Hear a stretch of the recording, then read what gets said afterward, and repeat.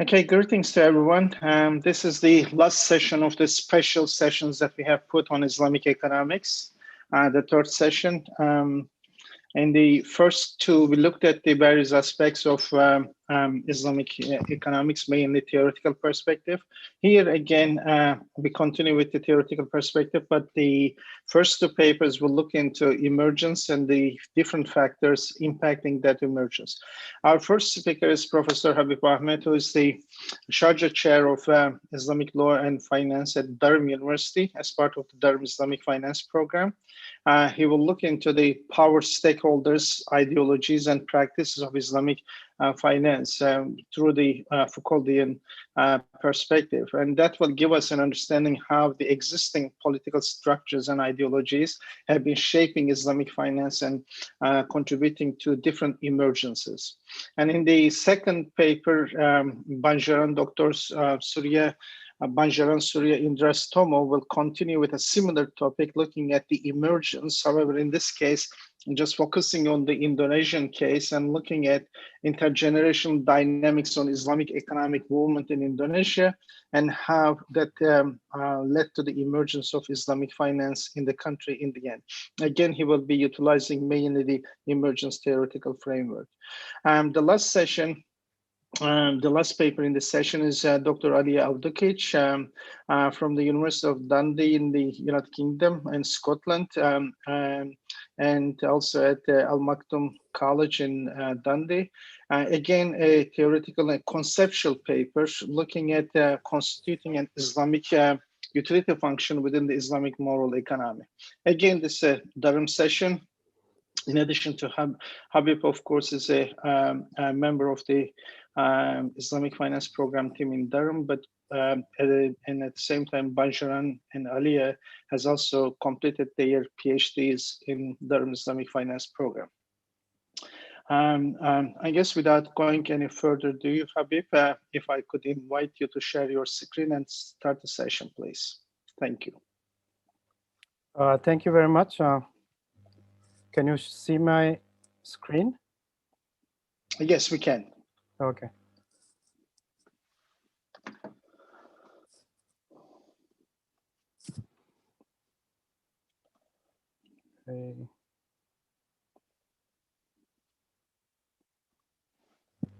Okay. Good afternoon or good day to everyone. I'm going to present a paper titled Power Stakeholders, Ideologies, and Practices of Islamic Finance, and I'll be looking at it from a Foucauldian perspective. Foucault, as you know, Michel Foucault was a philosopher from France in the last century and had very interesting contributions. My presentation will be basically, I'll introduce the concepts which I use in the presentation, and I'll be looking at ideology, power, stakeholders, and truths. As you can see, there are a lot of concepts which are discussed, and in some ways it makes the discussions a bit more complicated. But I'll try to, in some ways, discuss each one of these ideas and then show how they integrate and intermingle with each other to produce what I call truths. We'll be going into these concepts before I apply these concepts to Islamic finance. Now, the context of the presentation is the following. Just to provide you the context in terms of the truths we're talking about. When it comes to Islamic finance, Sharia principles governs what is, from a Sharia point of view, the right thing to do.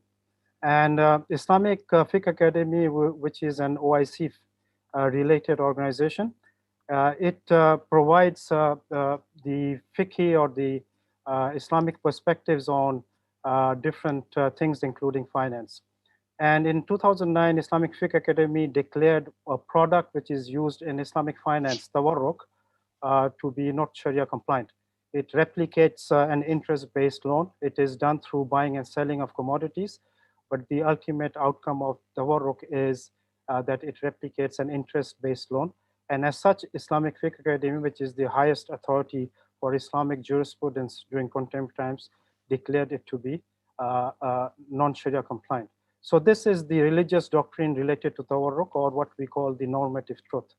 But when we look at the practice, which is summarized in this table, we see that for a sample of 6 countries, 3 countries which I have picked, Indonesia, Oman, and Pakistan, they don't use tawarruk. Uh, the percentage of tawarruk is 0. So they are fulfilling the Islamic Fiqh Academy's ruling. But on the other hand, we have other countries like Kuwait, Saudi Arabia, and UK, which are actually using tawarruks, some of them extensively.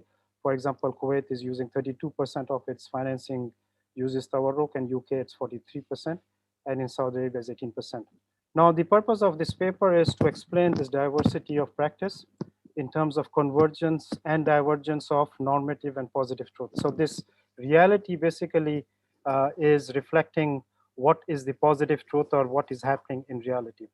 And this is done by this difference or diversity of practice is explained by using Foucault's ideas of power, knowledge, relationships. The framework I'm going to use, as you see, is very complex. We have power stakeholders who have ideologies, and these ideologies basically determine the truths. And on the right side, we have power hierarchies and relationships. The relationship between the power hierarchies, the ideologies, they basically determine the methods and discourses which are used to what we call create the positive truths. And this is in some ways the whole point of this presentation. And the key issue is we will see that the positive truths which appear in reality or which are practiced in reality may not be the same as the normative truths which, for example, the Islamic Fiqh Academy has ruled. So what I'm going to do quickly, I have, I think, limited time. So very quickly, I'll go over some of these concepts and then come back to this framework and try to explain the uh, the this analytical framework again in light of Islamic finance. Now, when we look at the ideology and normative truths, ideology is an intricate concept and can be viewed in very different ways. It in 2 broad ways when you can look at it is ideology as a doctrine. Here we're talking about an ideology in terms of the knowledge, in terms of the concepts of an ideal world. This ideology basically deals with the issue is what ought to be, what should be the ideal world. Then we have ideology as a mentality, which is basically ideology in application. So this relates to ideas and beliefs providing moral justification for a society's social and economic relationships. And the way we can think of this is basically what are the concepts of fairness, justice, how are the relationships, economic and social relationships structured, or what does ideology basically give us in terms of the, for example, the political system and the economic system. For example, the capitalist ideology is reflected in the principles of neoliberalism, freedom, individualism, free markets, competition, and globalization. So these are the capitalist ideology, and similarly, we may have different ideologies. We used to have the socialist ideology, and then there's our ideology from an Islamic perspective also. So basically, ideology represents the subjective representation of reality, and these subjective representation are basically the normative truths. So this is basically an ideal world, which is subjective in nature, and that will form the normative truths. In terms of positive truth, this is the reality. The way we understand positive truth actually differs. There's no one way to think about it. It depends on the epistemology and the methodologies used. In the West, of course, after the Renaissance in the 17th century and the advent of modernism, the legal positivist perspective is the uh, dominant paradigm which defines what positive truth is. According to it, objective truth is based on observation, measurement, and experimentation. So basically, if we cannot measure anything, we cannot observe anything, we cannot say that we cannot give any judgment about its truth. But modernism has been replaced by what we call the postmodernism. Here, the postmodernists, they reject the objectivity and universality of truth. They say that any reality can be observed and interpreted in different ways. So basically, truth is interpretation of realities, and this can vary depending on how we interpret the reality. And this truth is basically influenced by various factors, which includes politics, the structures of power, culture, and ideology. Now, when we come to Foucault, he has an interesting idea. He takes it from the postmodernist perspective, but he makes it more intricate in terms of how truths are determined. He basically says that each society has its own regime of truth, and these truths are developed through what he calls discourses or methods that produce the body of acceptable knowledge and thought. And the discourses are basically the methods, the procedures, and rules that define what is accepted as knowledge and truth. So you will have, for example, in the modernist perspective, the methods are used are positivist, experimental. If you cannot prove anything through experiments, you cannot consider that as a truth. So that is one regime, but you may have other regimes which are defining the discourses and methods differently. So the discourses that create positive truths are influenced by various factors, which include the power relationships. In terms of the power relationships, there are four sources of power. They are ideological, economic, military, and political. And of course, we have the corresponding power stakeholders. The most powerful is the political society or the state, which possesses the political and the military power. The civil society, and civil society here is defined in a very broad way. This would include, for example, educational institutions. It will include pressure groups. It will include think tanks. They possess what we call the ideological and the intellectual power. And finally, we have the business sector in the economy, which is nowadays represented by corporations, which possesses the economic power. So we see that different power stakeholders, they have different types of or sources of power. Now, the issue is, of course, we have different power stakeholders, but they have different levels of power, which determines the power hierarchy. Now, stakeholders with higher power will, of course, be able to control and influence the stakeholders with lower power. And the power of a stakeholder actually depends on the resources which each of these stakeholders have. By definition, state controls unlimited resources. It has the power to tax, it has the power to create money, to create debt, for example. And in, in that sense, because it has all the resources, it has the resources to use these resources for military power. So it is the most powerful stakeholder. As for the other two stakeholders, the civil society and the business sector, their relative status depends on the resources they have and the influences they have over the society and also the state. Sometimes the businesses and the civil societies, they can affect the society directly, but sometimes they use the political power of the state to influence I mean, to have their influence. Now, Foucault, he has, as I said, an interesting view on power. He thinks that power is diffuse and exists at the micro level throughout the society. So it is not that the state and the civil society and the businesses, they have separate powers, but he thinks that there is connectivity and the power structure changes, power relationship changes. It is relational, the power is relational, it's not centered, and it's multidirectional. And different factors, the power is determined by different factors and power relationships. Now, let's try to link the power and ideologies. Each of the power stakeholders, they have their ideological inclinations. And they, as we discussed, the sources of power, economic, ideological, and also economic. So we will have the ideologies accordingly. and each power stakeholder, they use their resources and strategies to basically try to materialize their ideologies. And when ideologies of civil societies and political society coincide, so here, as you see, the Foucault's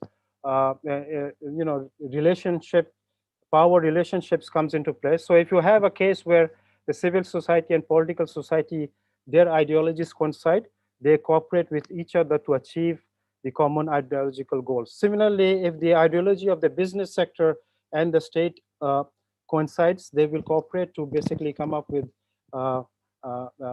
to come up with the policies which fulfill the common ideological goals. Now, here is in some ways the final slide in terms of the relationship between power, ideologies, and truth. Foucault, uh, he basically uh, uh, emphasizes that knowledge and power are closely related to each other. And actually, each one of this knowledge uses power to, or the source of knowledge is power, and also the power uses knowledge to basically fulfill its goals. So a key product of power is knowledge, and power relations are constituted by knowledge. And the power produces reality by influencing discourse or the methods used to create the knowledge. And these knowledges basically are what we call the domains and of objects and rituals of truth. So whatever is exists in reality, it is because there is the powerful stakeholders. They use resources and use knowledge to produce that reality.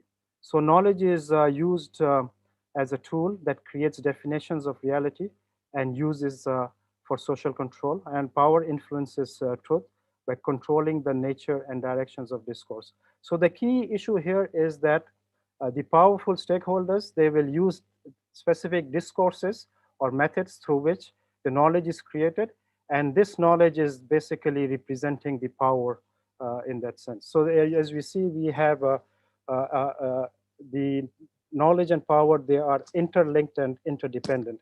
So stakeholders, they would use to produce the positive truths of the reality, reflecting their ideological objectives. In case of competing truths, the one produced by the dominant power stakeholder prevails over others. So in some ways, these were a quick review of the concepts that form the model which I'm going to use for Islamic finance. So if you can look at this the analytical framework again. So we have power stakeholders on the top. On the left, we have each power stakeholder will have their ideologies represented by arrow A. And these ideologies basically represent the normative truths for each of the power stakeholders. But we know that power stakeholders, there's hierarchies. Some power stakeholders are more powerful than others. And the power stakeholders and their ideologies, they in some ways interact to, in some ways, produce knowledge by using methods and discourses. So the method and discourse which will be used ultimately to create the positive truth or the reality will depend on which power stakeholder is dominating this discourse. So the power hierarchies and ideologies basically determined the discourse, and which discourse basically determines what is happens in reality. So given this background and framework, if we can go quickly, I know we are short of time, to look at the Islamic framework.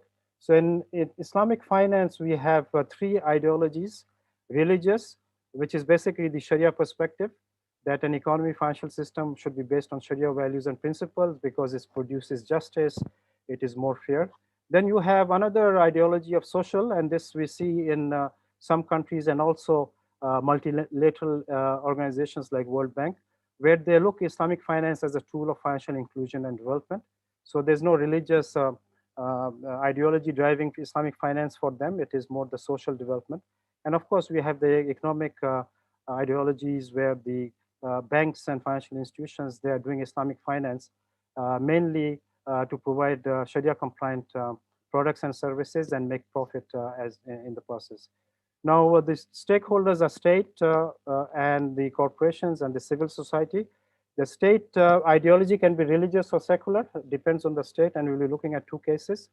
Corporations are basically the financial institutions. Their ideology is economic ideology, which is maximizing profit, and civil society are the Sharia jurisprudential bodies like Islamic Fiqh Academy, and their ideology is to basically implement the religious edicts in terms of Sharia rules and principles. In terms of normative truth, Islamic finance, the benchmark of normative truth will take as the one which is produced by the civil society, in this case, Islamic Fiqh Academy. So we will be looking at tawarruk. According to Islamic Fiqh Academy, tawarruk is prohibited because it basically is a replication of interest-based loan. As for the normative truths, the analytical framework, we just will use the framework which I just presented. Each power stakeholder uses its power to produce truths reflecting their ideological objectives. State is the most powerful and enact laws and regulations to influence the other power stakeholders. So laws and regulations are tools, or what we'll call the methods or discourse which the state uses to implement its power. And power of corporations vis-a-vis the civil societies will determine the relative position of the power hierarchy. So it will depend on who is more powerful. We can think of two types of regimes. One is states with strong ideological support for Islamic finance. And this ideological support is reflected in the states enacting Islamic laws and regulations and creating a Sharia governance infrastructure. And then you have other states with weak ideological support for Islamic finance. So just let's look at these two regimes. States with strong ideological support for Islamic finance, the religious ideology of the state is strong, and this is actually aligned with the ideology of the civil society or the Sharia perspectives. And the state takes proactive steps to implement the ideological doctrines of the civil societies. And this is done by enacting laws and regulations and also instituting the Sharia governance framework in the jurisdiction. Now, legal power, laws and regulations of the state dominate of course, all banks and financial institutions in the country, they have to follow the laws and regulations of the country. So they don't have a choice there. So the discourse used by the state here, which is the strongest power stakeholder, is controlled by laws and the central Sharia board. And the banks have to abide by these religious ideologies. So the cases which this is happening is our countries, Indonesia, Oman, and Pakistan. In Indonesia, one of the laws they have made, the National Sharia Board, the authority, it has given that board the authority to look at Sharia-related issues. And this board, the Central Sharia Board, actually has not allowed the use of tawarruk in the country. As for Oman and Pakistan, it is more from the regulations which has prohibited tawarruk in these two countries. Now, the second regime is countries with weak ideological support for Islamic finance. That means they do not have any religious ideology, so the civil society has not influenced any decision making of these countries. In these countries, we can think of two regimes. One is where the economic ideology dominates. In these countries, Islamic finance is basically market driven. Islamic banks will have Sharia boards in their own organizations, and the Sharia boards will be providing the Sharia views and resolutions. And these other type of countries which have weaker state religious ideology, but they have the social ideology. They promote Islamic finance because they are thinking of financial inclusion and development. They know that a lot of, for example, Muslims will not engage with the conventional banking sector. So the objective of the state here is financial inclusion. And this is very true for UK, where the governments, of course, without any religious ideology, is supporting Islamic finance because of social ideology. So the state does not take any proactive steps to change laws and regulations to institute Sharia governance regimes. So the bank's economic, so now we have state is not involved. So it is the corporations, the banks, and the civil society. Their relative power will determine what is the discourse and what is the truth which is going to be produced. So the discourse is controlled by the banks because they have more resources and power. And we see that the discourse used from the literature, fatwa shopping, fatwa repositioning, Sharia arbitrage to use are achieved to these are used to achieve the economic objectives. So what we have in these regimes is a positive truth which dilutes the Sharia principles, and this is done to fulfill the economic goals. And the countries which represent these kind of regimes are Saudi Arabia, Kuwait, and UK.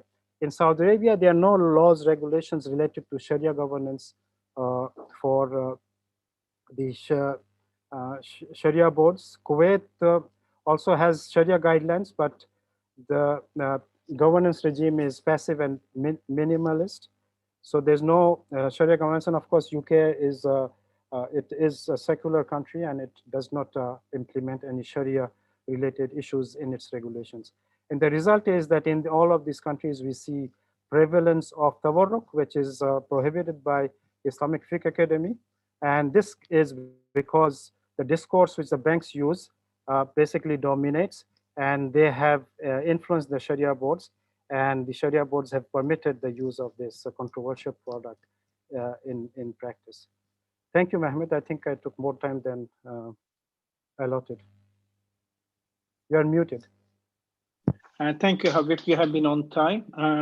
It's an interesting paper, of course, looking at the social construction of Islamic finance, because in most part of the world,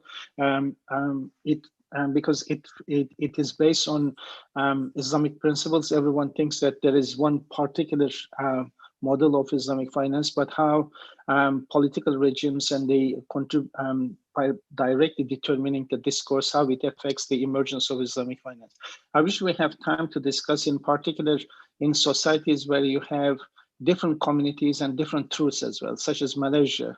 You have also, in addition to Muslim community, you have a very dominant Chinese community. The relationship, how this relationship works in when you have different regimes of truths in the civil society as well.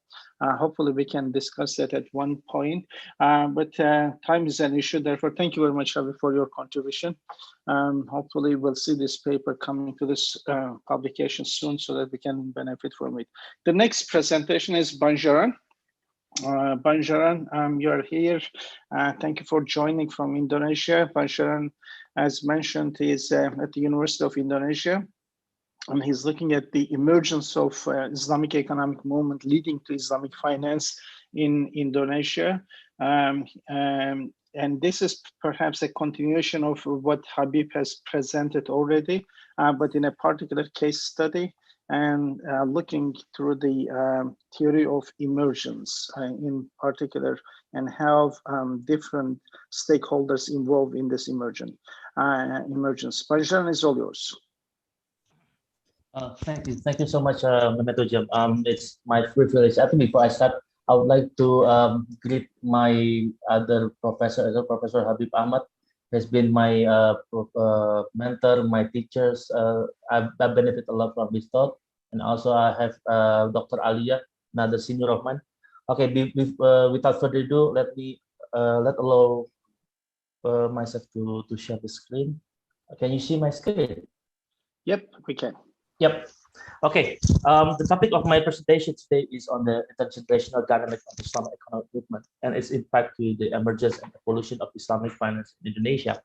And how do I add values to the previous presentation is that instead of looking from like a very theoretical perspective, taking like for instance like a Foucauldian, I try to trace some of this value accentuation happening within the Islamic economic movement. So I took Indonesian case here to demonstrate how then values has been changed over times, over generation, and how those generation perspectives are actually allowing us to see a different kind of pictures.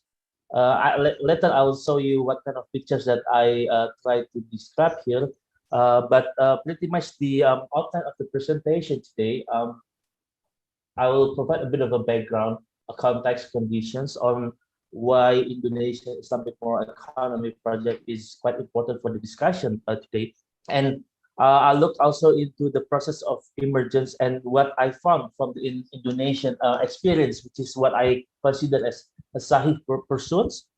So the entire themes of Islamic economic pursuits is on pursuing the sahihness on the economy, and also an intergenerational dynamic or perhaps perspective on Islamic finance, something that we can benefit from, and hopefully a bit of a conclusion as well.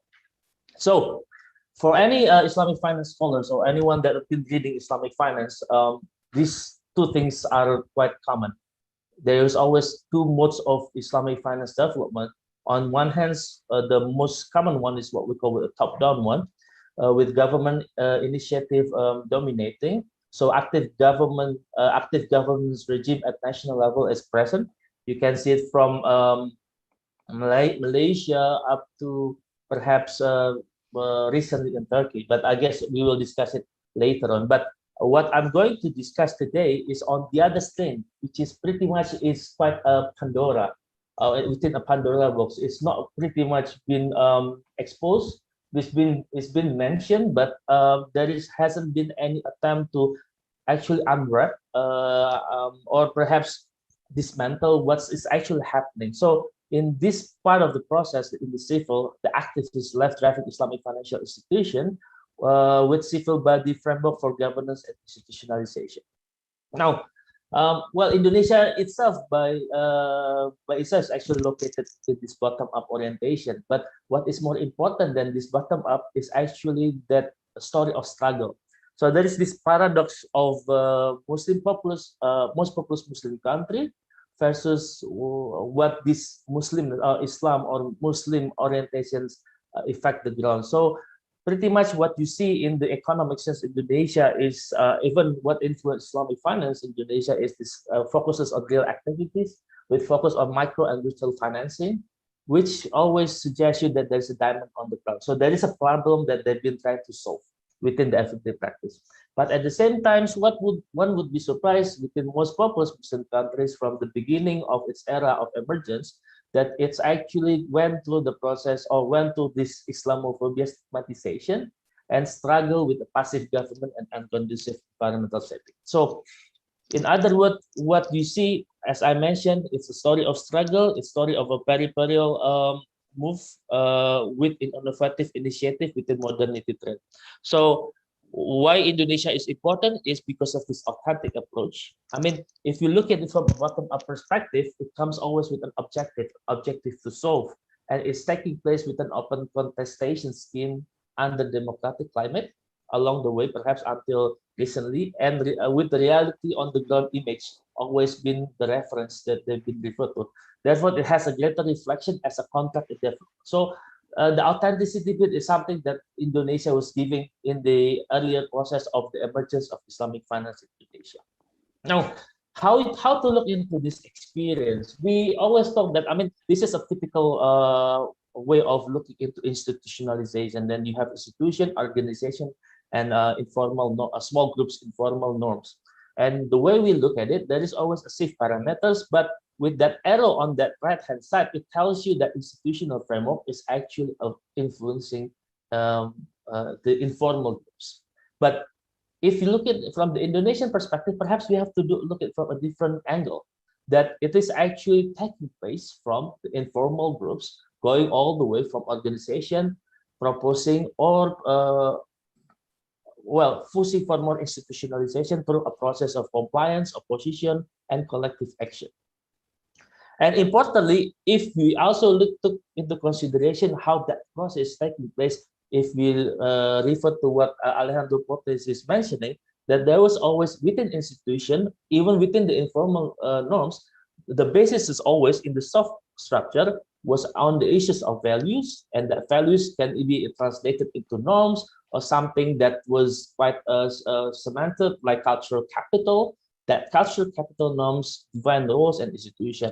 And something that Prof. Habib Ahmed has been mentioned on the issues of power. So there is always this two sides of the coin where you have cultures pushing through or institutionalizing its values but at the same time, it engaged with the social structure, something that Rohabit tried to elaborate here. So looking into one perspective where it's coming from the informal groups, as well as consideration of how that cultures was actually attached within the informal norms was attached to social structures. I found out in my study, end up in 2009, which is pretty much my PhD. The way we'll have to look at it is actually, if you look at from the top left side, it was actually what I considered at the deep causal base of Islamic economic essentialization. So those ideas is actually not floating ideas. Those ideas is actually ideas that coming from a people from various backgrounds.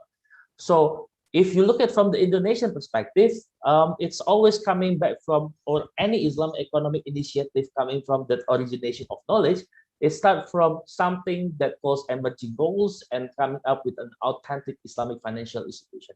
But of course, why I put it like this way, it's an idea. It's an idea in the making.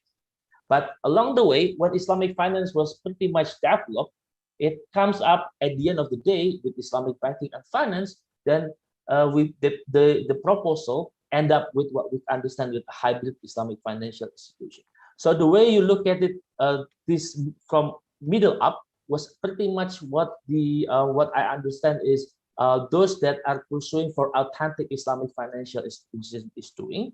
But from this bottom up is actually sourced from what I understand is the structure, the representation structure is actually also influencing this idea of institutionalization. So we cannot always suggest that it's always been about bottom up only. We cannot suggest that it's always about top down only, but it's actually a process of negotiation. And within that, we see that there is always a continuous negotiation from generation to generation. At the beginning, try to come up with the Islamic value-oriented Islamic financial institution, but along the way, then it mainstream. It becomes mainstream. What I mean by mainstream is actually it adopts the way that the structures, institutional logic has been dictated the way finance should be. So what happened is that I think I'll just leave this later on that we can explore later in the discussion. But if you take it as it is, without splitting it into generation, what you can see is there is a protest movement that becomes a compromise movement. So what is the reason is that they try to get opportunity and legitimacy from marginal concept to an accepted concept, from transformational to reform. So from outside oriented to change from inside. But then at the end of the day, you end up with these three things that left side, which is everyone that is all agree with a mainstreaming pattern, supporting banking, which always, if you look at from a social movement perspective, is actually the death of the movement, so-called. Then you have a movement for new home with capital market approach or microfinance approach, or perhaps something related to the non-financial initiative. So it has to find a new home. But if you look at from that perspective, this is actually what it is. But if you introduce an intergenerational agenda into it, so I tried to break it. So the way that I did this study in 2019, which is my PhD, was I was actually following the activists. I was actually following what so-called Islamic economic activists. In these matters, it comprised those coming from the first generation up until the recent. So I tried to divide their contribution into the discussion. And the way I see it from the first generation is actually pretty much the generation X. This is not necessarily where they were born, but this is actually where they start involving with Islamic economic ideas. So if you divide it into different generation, you find actually a characteristic on what they refer as Islamic economy. So in my studies, I was actually working on getting the understanding of what Islamic economy from their perspective. So a living understanding of Islamic economy. First generation in Indonesia, because this is within Indonesian context, it's always been this normativeness of what Islamic economy should be, that it has to give a solution to the problem, and then they are willing to take extra miles to ensure that they are getting into that point. But going to second generation, it becomes very accommodative. It becomes very much formalistic within innovation understanding. So the difference between experimentation and innovation is that innovation actually change what's actually existing. So when it moves into the second generation of Islamic economic activists, the tone of the discussion changed. the tone of the discussion has always been, then we have to work together. We have to bring into the reality of what we've been trying to propose, and then we try to innovate from that. When then we will move to the third generation, those ideas is actually classes between those who are agree with this formalism, which is the ideas of how then the structure has an accommodate Islamic finance, and how Islamic finance changed the logic of the financial institutional logic. And at the same time, there is a expectation from some of the activists on the renewal of this formalistic approach. But again, now from these ideas, now the discussion is actually moving to what institution the choice is being proposed. So if you look at from that perspective, then the way I look at it is that the first generation pretty much trying to come up with this understanding that it has to be collective, it has to achieve social good, it has to address those issues of justice, something that's missing in the economic. It has to look into empowerment, giving opportunity to people. It has to have that developmental perspective. By the way, within that era, developmental perspective is always about offering finance and getting those investment in. So when things are moving from the first generation to the second generation, it was actually, I mean, there is this values called Rahmatan lil Alamin that I put it as a said. Why I put it as a said? The way that I believe things are moving is actually when it is activated by the fact that anything that has been proposed has to provide the betterment of the rest of the society. And that's where everything is actually being shaped by the idea of being existent. So in other words, when previously we have this understanding of what Tawhid is within this collective justice empowerment, it is very much normative, but the way that it moves forward, when when it has been realized, now it has been shaped by the fact that it has to be at least exist, at least can be accommodated within the understanding, within the frame that is available. So in other words, what you see is for the first things that it's pretty much disappear is actually the collectivism, because at the end of the day, within the capitalist understanding, you have to think of but for yourself of this capitalism, and at the same times, then everything changed into like different kind of definition, and then it continues into third generation, where at the third generation itself, I see the one that is been placing is actually try to propose different kind of emphasis of values. While those that are pretty much happy with the existing, they says, well, it already accommodate the Tawhided understanding. It has that element of justice. It still push that development. It is still within holistic, and importantly, the maslahah values is actually appearing. But at the same time, those that are not happy with the fact that everything that we've been defined as a living Tawhid is pretty much existentialist in nature. Everything has to take forms. It doesn't really buy in those who are still believe that collectivism and empowerment is in place. Now, if I put it as it is, then this is what it goes. Now, when I try to divide it, and when I try to label the roles of those peoples that have been involved from the first, second, and third generation, I managed to see that there are different roles that is appearing. But importantly, ulama is always there, and the technocrat is always there. What is appearing and disappearing is actually the first generation. You have the intellectual, those that are having these ideas of what is supposed to be. But along the way, intellectual disappear, and then it gives rise to this institutional activists and pretty much the member of the structure, which is elite bureaucrats and converse institutionalists.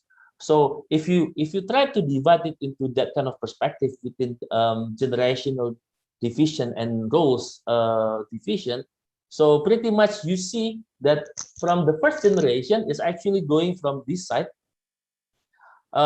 with deep causal process to try to produce what we understand as Islamic economic and financial institution. But at the same time, that negotiation process tells you that status hierarchies, social structure is also influencing the Islamic financial economic institution because of that embeddedness within the relation between firms and the market. So when you look into that, first generation Islamic economic movement driven by intellectual ulama and technocrat aiming for solutive orientation. Second generation marked by increasing regulatory body and the focus of institutionalism with the focus of accommodating what is possible. But the third generation focused on structuring institution, which a portion of those they are not happy is actually try to come up with a different institution. So when I try to locate those who've been involved, then along the way you see that the dominance of those parties. So what happened is that different roles is actually proposing different kind of emphasis. For instance, at the beginning, only ulama was talking about justice, intellectual was talking about development oriented, empowerment was something that perhaps institutional, the seat of institutional activists has been trying to discuss. But other than that, the Tawhid shared by those three, collectivism shared by ulama and institutional activists. As it moved forward into the second generation, we see that some of them are only proposed or stressed by certain roles. For instance, justice and Tawhid. Intellectual, which disappears, perhaps a bit of developmental flavor, but again, what is missing is actually this collectivism, because everyone is trying to redefine collectivism with different kind of perspective. And the highlight of the second generation from move from first to second generation is actual institutional form that was pretty much focusing on stimulative initiation and innovations as well and accommodation. In the third generation, it becomes measured, because what happened is that there is a tension. This tension comes actually from first those that are pretty much historical institutionalists. They believe that institution from the past actually can save them. It's not actually happening in the economic sector, but it's happening in different part of their life as well. But importantly, those that are remain focused on the true values of what they're suggesting, which is this collectivism and empowerment, pretty much stays independent, moving from perhaps what is pretty much in the mainstreams and coming with a different solution to the problem that they've been located. So if you can see, there is actually three different kind of streams. As I mentioned earlier, you have those who are happy with the mainstreaming, those that are pretty much historical institutionalists, and those that are pretty much very much authentic oriented. Try to bring back to initial ideas of what is important it is within the Indonesian perspective. Now, well, as I mentioned, first generation is very much normative, second generation is existential, third generation is pretty much at the crossroad with a more of the domination of the center, with different reality constructed that you have to understand. There was this micro layers, meso layers, macro layers, but the most important one is actually the emergence of the third model. If this is what we understand at the beginning, then the way that we see it is actually there is this new model. That new model is pretty much not new, to be honest. It's supposed to be predictable if you try to trace into how then it is engaged. And pretty much this is not something that just come up because of years of different generation, but it's actually a process of negotiation in the making. So in the Indonesian perspective is that if this is something that we've been dreaming of, what makes us authentic, we are coming in the crossroad. What I mean by crossroad, because we now coming into an era of a diligented kind of development. So to that extent, we don't see much of that bottom-up oriented orientation, dominated orientation within the Indonesian perspective. Then now we have this engagement within the hybrid model. For that, I conclude my presentation. Thank you so much for the time. Thank you very much, Banshar. I was fearful that you will go for an hour, but you managed to finish. Sorry for rushing you, but still we have time. And it's a good paper following Habib's argument.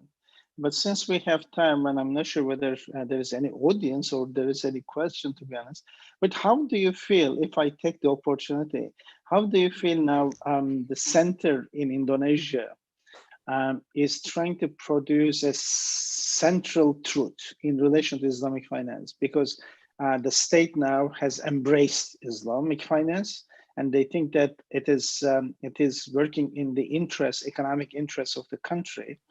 And therefore, Now they have established a committee, even a national committee, to shape the nature of Islamic financial development in the country. So in relation to yours, looking at the generation and their different objective function, and also this continues today as well. You have different sectors, different objective functions, because you still have BMTs, for instance, in the civil society. But at the same time, the heavy emphasis on the institutionalization of Islamic finance as Islamic banking in the Central Islamic capital markets. How do you see this new emergence? Alia, if you could stop your sharing. So how do you see this emerging new trend? Oh, thank you for the question. Jam, pretty much the way I see it, um, I mean, I can understand the perspective of the state, to be honest. I mean, now I pretty much engage with them. The way that they see it is actually an opportunity for them to further financial inclusion, which is still problematic. It's still within 50%, 40 to 50%. And that's actually something that they've been looking at, because without a formal economy in place, without a greater financial inclusion, all those monetary and fiscal is pretty much has had that the cap. But of course, if you look into the way they see it, it's pretty much financial deepening. And those ideas of financial deepening is something that perhaps quite new within the Islamic financial circle. And by the way, even with the governments taking the lead, it takes the lead of the scene, but it doesn't take the lead of the movement. So how do I see it? Uh, Recently, for instance, the Minister of Finance is actually introducing this cash wakaf link sukuk. It's pretty much something that they see has a strong foot within the Indonesian circle. But if you look into how much it has been booked over time, it doesn't really meet the expectation. And in that sense, that even create a backfire that they see that they try to, the government or the center try to overtake. Oh, I wouldn't say overtake. They try to take over the entire scene, and it wasn't really responded very well. But something that is actually missing. Another thing is actually the the new generation is actually very leaderless. There is actually a gap in the leadership. The first generation passed the baton to the second generation, but the second generation still remain exists without trying to pass the baton to the third generation. So what happened is that what is coming into scene right now, apparently the fourth generation, there is actually a new group that is actually trying to take the leadership, and they've been successfully um, grab some of the what we call attention for some of these activists. But of course, this is a new scene. Then we have to look into that from a greater perspective. That if you are looking into a provision of public good, perhaps that's the best that we can do. But if you look at it from a development, redeeming the consequence of developmental failure, it has a lot of homework to do, because again, centralistic identification of the problem, as well as a centralistic mapping of the solution, is actually something that is creating the problem itself. Because Basnas by itself, because it's civil, it's very close to the people, it actually can locate better, and they've been pretty much effective in coming up with a solution that is very close to the real problem in the territory. I guess that's my address to that. Okay, thank you. Any one of you want to raise question, Habib or Alia? Anything? No? Okay. How do you see them? There's since we have 5 minutes, but how do you see now these institutions you have? You have the KNESC, you have the Basnas, you have the Hajj Fund, and these institutions are moving into. So they were, if I use Habib's terminology, they were representing individual truths, and each one of them had in the civil society a particular representation of a particular truth, or perhaps the truth of the civil society. However, now they are going under the truth of the regime. and because regime has an efficiency understanding and wants to utilize these resources as well. How this do you think would this result in a further hybridity in terms of the ideological representation or new discourses? Or in other words, has Indonesia really created a new discourse or regime of truth to impose on the rest as it is bringing this institution to merge with the center, with the state?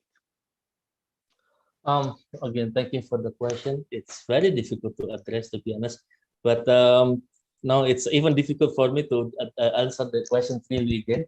But I guess the way that I see it, I guess it will open a new discourse, because the way I see it, as we are in the situation of the COVID itself, like for instance, the zakat has been pretty much the go-to move in finding an alternative solution toward providing a social safety net. And now even there are new development putting Basnas in charge for the collections of the zakat of the public servant as well as state-owned enterprise workers. And that development is pretty much on the lines of, I guess the scene will be a burden sharing. A similar scene that you see in different part of the world, that with this kind of a monetary pressure, with this kind of a inflationary pressure as well, and a fiscal burden and increasing fiscal deficit, they have to find an alternative source, pretty much closer to what we understand in the UK as a new public management. It's like a triple helix relationship between public, private, and the third sector. I guess there is a room that we can explore in which we can actually channel between the third sector and the private sector together, something that is not connected in Indonesia, because somehow I guess what I say, the classical economists in Indonesian believe that provision of the public good is still the responsibility of the state, while the state has a limited budget in which they can actually fuel this process. Then I guess the way out that can bring things together into these issues of developmental failure is new discourse where we are discussing about burden sharing, because now I guess the state with the pressure, with the pandemic that is pretty much becoming an endemic, I guess we can no longer look into the COVID issues in a daily case perspective, but I guess we have to look at it from that we have to live with COVID, and the way that we see it, we have to evolve and transform, and the old ways of managing fiscal policy and monetary policy has to be revived in a way that I can accommodate a new ways. For instance, I mean, we have a solidarity tax coming up from different part of the world where the winning industries are pretty much taxes ones for the sake of transferring the gain that they had for the losers of industries, those that are losing jobs and so on. But importantly, I think they also come up with these ideas of taxing crowd. So to disincentive those crowd agglomeration, then they have to put tax on it, so that that tax can also be a form to transfer wealth from economic disincentive activities into something that is pretty much the way that we see future. But I guess it's still a discussion, an open discussion, which I think we have to look at it from an experimental perspective, because we have to be creative in dealing with this problem. I guess that's my take up. Okay, I mean, it's an interesting debate. Hopefully we'll continue to debate that because somehow I feel that the whole social contract is being changed in an implicit manner and at the expense of civil society, and therefore these regimes of truths, how they are articulated in the new emergence is something that we should continue to discuss. But thank you very much for your contribution. It's as always enjoyable. The last paper in our third session on a special session on Islamic economics is Dr. Ali Avdukic. We'll be looking into a conceptual issue, the debate on the utility, whether utility is something that belongs to Islamic normative understanding and whether it can be formulated and can be constituted as an objective function? And if it is, what will be the constituents of that? So Dr. Ali Avdukic from University of Dundee and the Al Maktoum Foundation College in Scotland, Dundee, Scotland. It's all yours, Ali.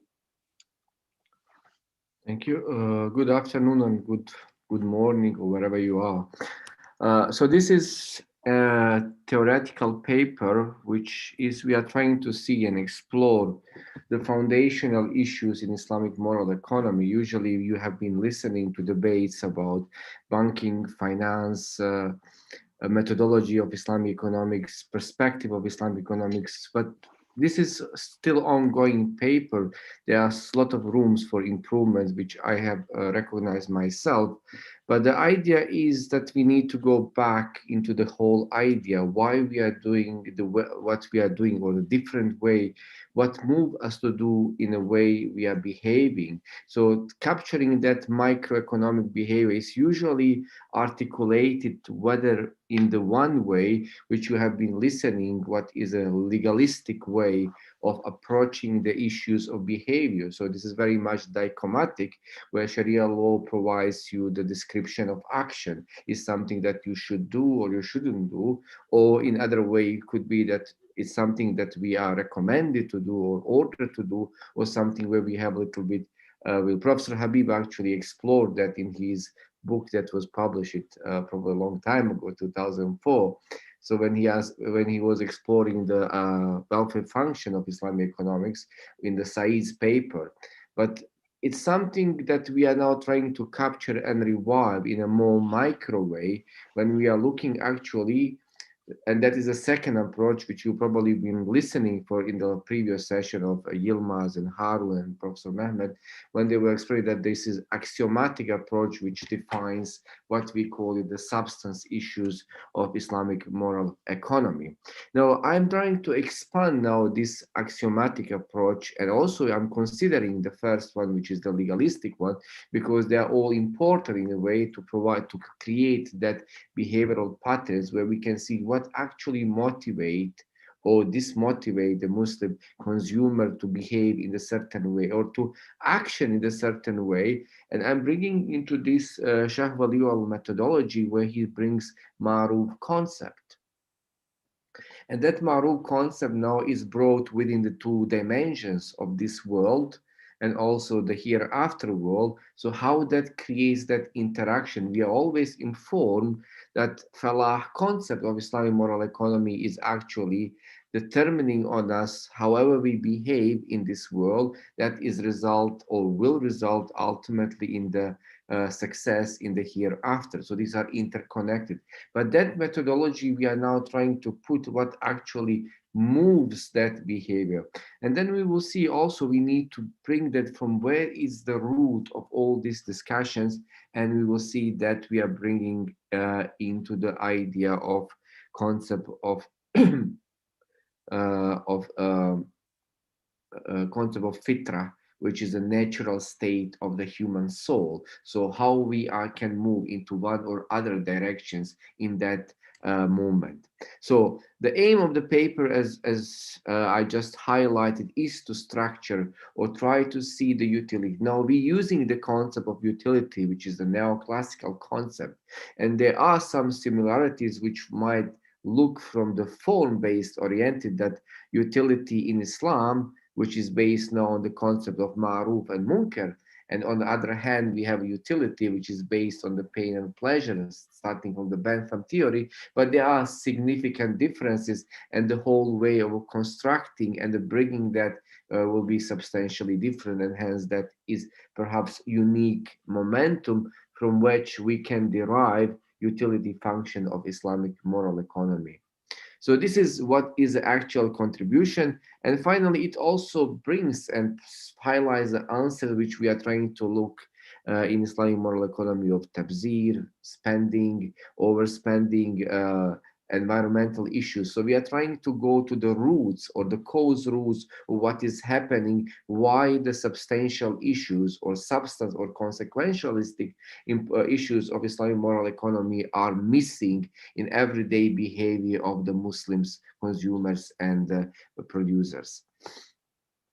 So when we are going into the early stages and we are bringing the classical understanding of Islamic economy, then we are, of course, ultimately we need to go to the fiqh rulings, which were been structured in a way either they are applying to the methodological reasoning of it, which can be categorical, which is something we call it fiqh dichomatic, which says if you abide by the moral laws of Islam or fiqh, then ultimately you're fulfilling the moral expectations, and which is the position of Sharia scholars in everyday discussion when they are bragging about Islamic finance contracts, how they are moral, valuable, ethical, and so on. It is very much coming from this categorical reasoning.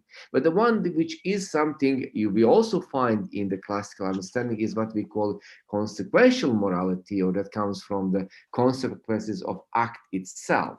Now we can recognize that how things evolve, and it's very important when you're looking into the function of actions, and it's very unique today. So we can say that actions, whatever of person A, B, or doesn't matter, can be something that he or she needs to fulfill, can be fard, which is more important than something that can be wajib.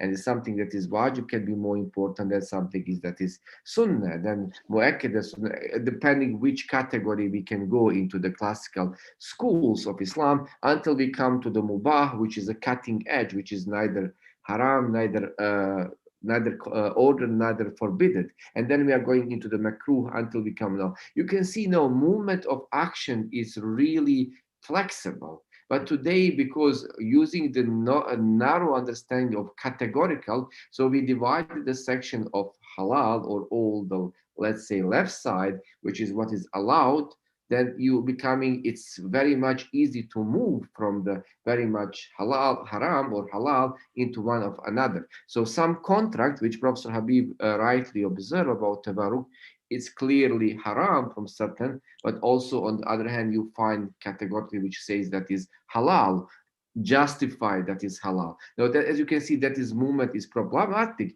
If we really go into the classical understanding of consequential position towards this ruling, then we realize that something might be haram, but also might be makruh, or something might be past the criteria which we say in this condition it will be recommended, which is mandub, because we don't have. So the movement will be now very much less radical, and hence much less confusing. So that classical understanding actually is still bringing that morality within the different parameter, as that has been explained by Imam Ibn Taymiyyah.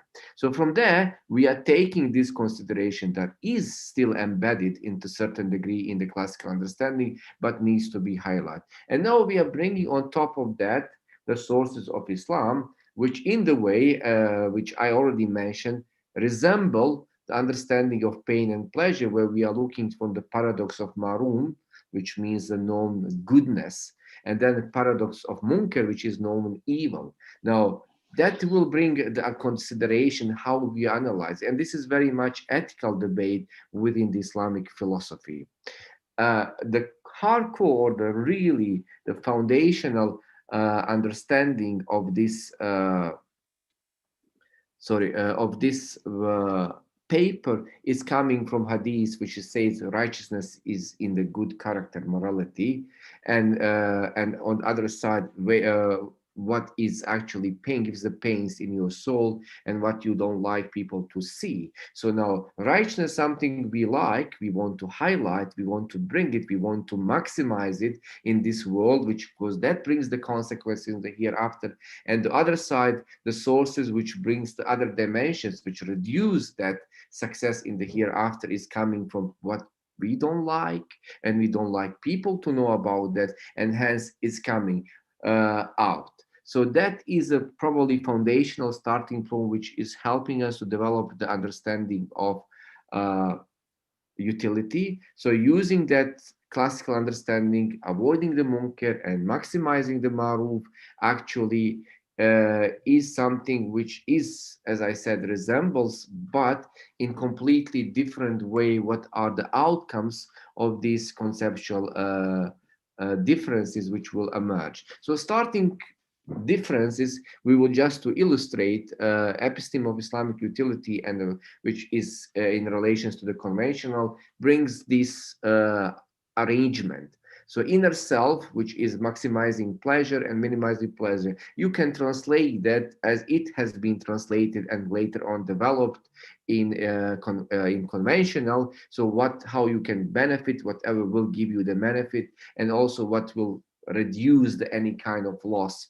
that you would like to generate. And also further development of marginal utility came around, what you are giving in return of for something else, because you can choose, but that doesn't apply at all. So will you give it akhirah for the dunya? And these things are now each coming in its similar way, but at the same time fundamentally different, because we are bringing the another dimension, which is constantly mentioned. So falah means, but also it is mistake, it's written here iqlab, but it should be iqab, which means the punishment is the result of that. And these are the two, maruf is falah. Now, and when we say maruf, we will say how maruf is essential or is defined. The maruf can only be defined to axioms, but those axioms also are outcome of some other arrangement which are clearly highlighted in the ontological and epistemological, which we need to highlight. And probably for the first time, I haven't seen anywhere that somebody is bringing the counter axioms, because usually we'll find even in initial writings and referring to Benjamin's understanding of the first 1980s, the first generation, how they developed understanding, which was very much normative solution. We find the axioms which says what is good, but we never said what are the other sides. So we are bringing here the negative, which are also highly established and which are cause probably the other instead of falah iqab. So it's not that opposite of falah, no, falah is actually then is coming the consequences in a completely different way. Now, in addition to that, because I know Professor Habib, I remember it still, he asked me this question in Viva. So he said, but scarcity is still relevant because things which we have are limited, and hence, so utility itself, you have to make the choices.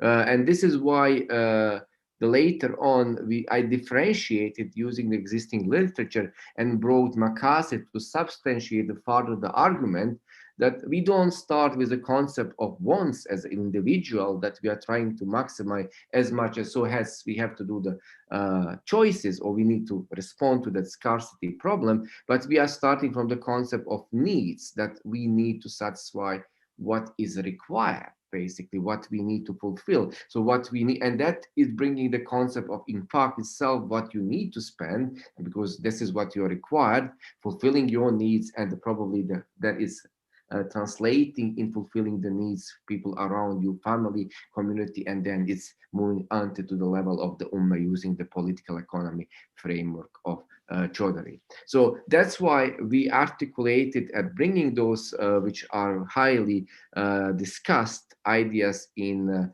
concept of maslaha, which is part of Maqasid understanding, that we are starting to fulfill the essentials. So the order is now defined. So it's not I'm bringing the need, my wants, actually I'm fulfilling the needs which are defined in the essential category, moving to complementarity and ameliorative, so that whole model can clearly articulate the wisdom behind Maqasid model.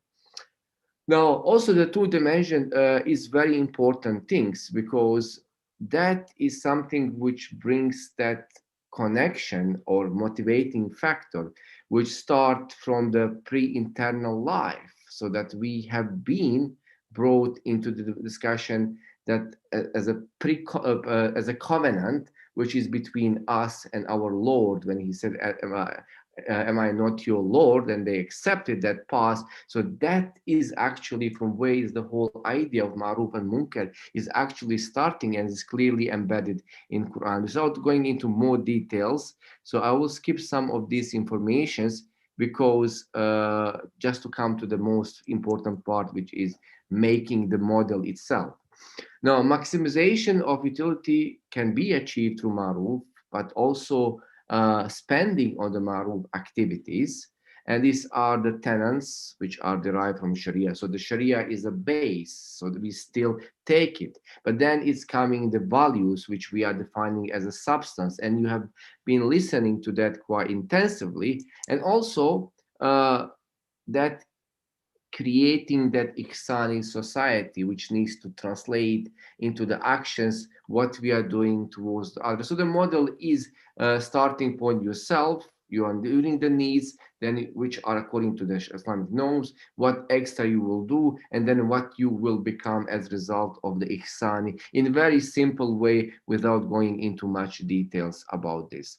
Now, important segment in this, which Islamic narrative or Islamic philosophies clearly articulates quite substantially, is the idea of fitra, or our own spirit, which is result of division in every single human person. And this is the main ideas which we edit onto the axioms which are coming from Shah Waliullah. So he says that the methodology of Tawheed, surrender, is very much determined by natural spirit, which we call it aruhu tabi'iyya, something which actually drives you to do these good outcomes, to maximize the maruf. And the other side, we have also two forces which are also driving us into another direction. And this is what we can debate in a very, whether what is a movement of tawarruk, is it natural spirit or the vital spirit or physical spirit? In this way, we will define it as a physical spirit because it's a material outcome that is driven. So when we say under darura, but what is the underlying nature of that darura now further? This is what this model is capturing, which is going from the human inner side. So this is the foundational base where we are trying to define that the pain and pleasure which is coming and translate into the action of the material things in the Islamic economics, which is the value-based, must come from the other source. And hence, we define that these are so natural spirit, which translates in the maruf, and then the other two, munkar, can come on one of these two. So vital spirit or haywaniyah, and the physical spirit, which is nafsaniyah, that is ego side or the material side. So we divide that on these two categories.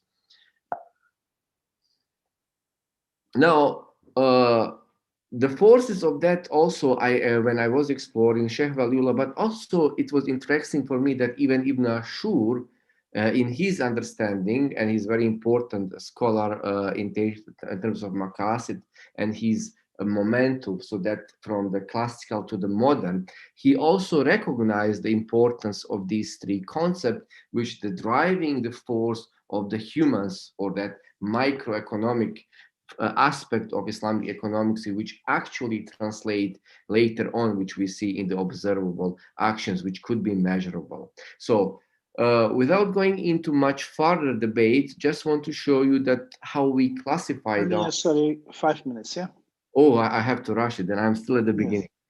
Okay, so the part of this one is you have seen the axioms of ruh tabi'iyya, or natural forces, tawhid adala, but these are the other one which are also now becoming very important: kufr, shirk, zulm, fisk, adawa. So these are all negative ones which are translated.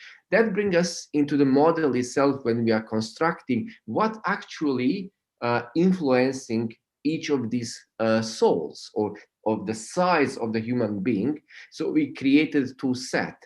Set A usually reflects into the issues which are agents with a practical dimension of empowering the natural spirit, so which include knowledge, tawakkul, and so on. And the other one, which are more physical aspects, which is awareness, intentions, repentance, mercy, and so on. So these are the main ingredients which will define the momentum of energy, which side you will go, which side of this will pull you in which direction.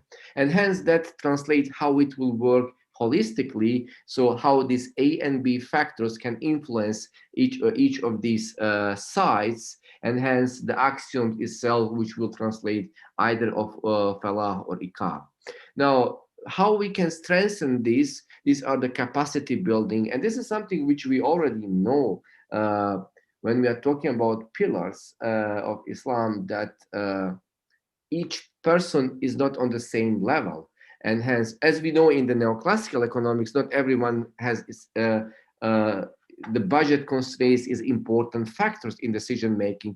In this case, from Islamic point of view, behavioral posture will be a result of the capacity. Hence, and engaging the capacity is something which we recognize, because if we are looking here in the ilm, where we are now in the position of A minus A, but our potential is probably A plus. So, and that will include how much where we are standing in implementing the expectation of Islamic moral economy. Without going into now, we also divide the utility now as a result of the initial understanding on atomistic, which is very much depending on also utilitarian philosophical concept of pain and pleasure, what you gain, but then also holistic, which is a result of the sets, and hence that translate how the nafs will behave as a result of its own fitra, because you train that which side it will take. Now, in addition to that, what comes some very problematic, that you have a people who do not subscribe to the religious groups, and hence their behavior, which is very much result of the moral outcomes, we call it higher. It's a fitra itself that created such, but the origin is natural morality, and hence the distinction is between Islamic beliefs, because you subscribe to follow that as a result of your religious beliefs. And now also there are some institutions which are empowering the further Islamic utility, which we will not go into that. There are also micro model, how that could translate into the function itself, how we are looking at A, B, and the C, D, which are the both sides, fiqh rules, and the normative or moral economy sides, how they are translated, and what we are looking to see, that A and B minus C and D, which are the negative and missed opportunity, are still higher in articulating Islamicness or Islamic utility in that segment. I will skip this just to show you visually actually what it means, that if we are looking into the Maruf side, which is the A, B elements, which are empowering that, so the line can go above, but also we have a C, which sometimes we drop in the minus, we do not fulfill expectation, but also we have a line on the vertical, which is minus D, which means if even not doing something is a missed opportunity, and that is disutility from Islamic perspective. Hesitance, not determination, no action is actually problematic as well. And then we bring that capacity line, which we also mentioned, that if we achieve it in this case like B and a B prime, but still B prime is now action or the maximum that we could achieve, or A and A prime as well is something that we could go even further. So it is just example, if we are giving charity 1 pound, about capacity is a 10, that is means, or that implies is a missed opportunity, for instance, and so on. This utility is you are not actually doing something, it is just missing the expectation. And finally, the whole process then it involves the multiple stages to translate that as a human beings, and then as human beings in that Islamic economic understanding requires society, because you don't live by yourself. It is not your utilitarian self that you can only survive if you do not function within the society, because the primary expectation of that utility is that how much you are beneficial to others as well after you fulfill your own needs. And then brings that debate, which you already have seen quite a lot, intentionalism, it has to fulfill the norms of Islam. But at the end, you also want to see the consequences that are a result of those, so that the falah in this world can be achieved, but which will lead to falah. Otherwise, then we have falah iqab in the hereafter. And therefore Islamic utility function is a function of falah subject to the considered consumption plus ihsan. And finally, I can skip that methodologically. Yes, we have to Ali, finish in 1 or 2 minutes. Okay, so methodologically, I wouldn't mention this because some other colleagues have mentioned the methodology of Islamic economy in general, which brings the consequential and intentional as important factor in defining that. And just to conclude quickly, so the formation of Islamic utility is, as you can see, it starts from the two dimensions. The epistemes of that is quite different. It should be Ma'ruf and Mukbar, which are very much determined by the factors of set A and B, and in order to define or navigate Ruh Tabaiyya, or the natural sources, to function against the Ruh Haywaniyya and Ruh Nafsaniyya, in order to minimize their influence and hence the consequences which can lead in this world, but as well as in the hereafter. And with this, I will stop. And my apology, I have to rush through this. There are still other elements which have not been mentioned, and my apology for that. Thank you, Ali. I know that it's a very deep topic, very detailed discussion is necessary, but of course, the conferences is only provides very limited times to discuss those issues. I know that there's a session starting.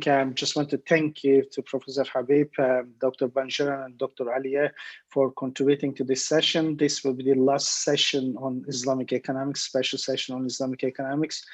We had a quite successful 3 sessions, and thank you for all the contributors. And thank you for the organizers for giving us the opportunity to present Islamic economics sessions in this conference. Thank you very much, everyone, and